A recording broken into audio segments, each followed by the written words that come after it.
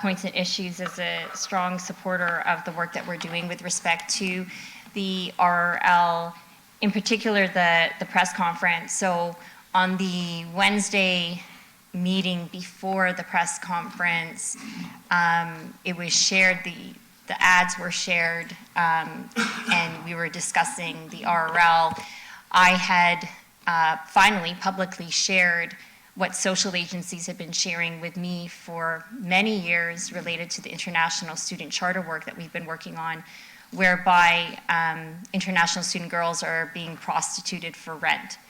And as soon as I mentioned that and I framed it in that way, my staff will tell you, I will tell you, so my social media inboxes will tell you that media wanted to talk to me about the issue and talk to me about what we are doing to help address some of the issues related to slum landlords on top of the ongoing complaints that I receive in the neighborhoods that I represent related to unsafe conditions, property standards, etc.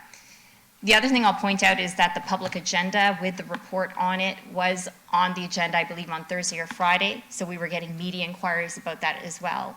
And so from my perspective, having the press conference on Monday to be able to share the work and the implementation work that we've been doing on the RRL was perfect timing.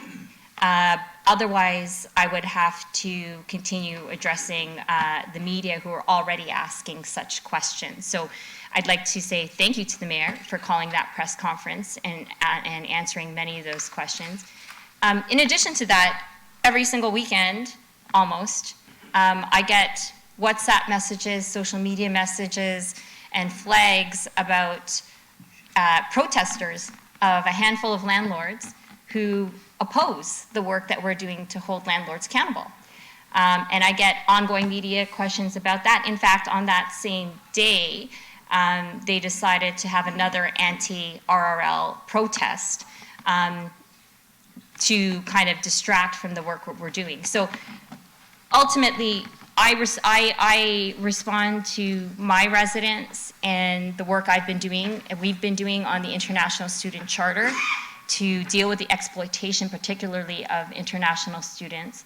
And so I think that the press conference timing was actually very timely. And the reality is that the City of Brampton is doing something to address the issue. And when the mayor posted some of the media coverage online, some residents are saying it's about time. Where were you 10 years ago? And so, where were you 10 years ago? Why didn't you do this sooner? It's about time you're cracking down on this. Too little, too late. And so, while some of the results of 200 licenses have been issued over a short period of time, is that a success? Personally, for me as a counselor, absolutely it's a success because we're doing something. We're doing something, and the option to do nothing is not an option. The reason why we have been able to hire 38 new bylaw enforcement officers was to support the increased workload related to RRL, related to illegal truck yards, related to other issues that the city faces. And so I 100% am proud of the work that we're doing to address the issue.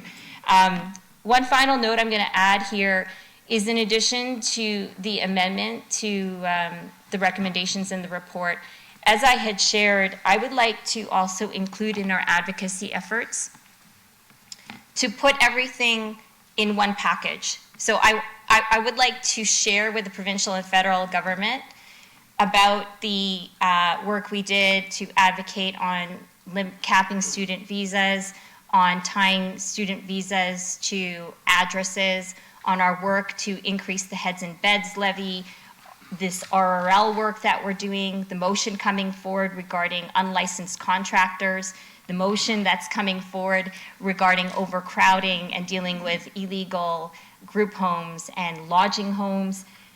Because when we go to advocate to AMO, we go to training colleges and universities and say we want to increase the heads and beds levy. They don't actually see the bigger picture and the impact that the city is dealing with in relation to this growth pressure and an unreported population of 100,000 students in our city.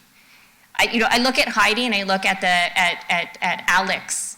There's a reason why the city of Brampton has unprecedented growth in transit ridership. There's a reason why we are leading in Brampton with growth ridership in the country, is because we have an unreported population of students who use it. And that is an indication of what we're dealing with here. So if we could, in our advocacy efforts, just paint a big picture. I know Chris Ethier and team are listening in, and Jason Tamming's listening in. I want to paint the big picture, put it all on one page, so that the provincial and federal government can not only see all the work that we are doing within our municipal toolbox to deal with it, but also some of the barriers that are in the way, provincial legislation, federal legislation, and also funding and lack of support in order to deal with this unprecedented growth and the challenges that we face. Thank you, Councillor Santos.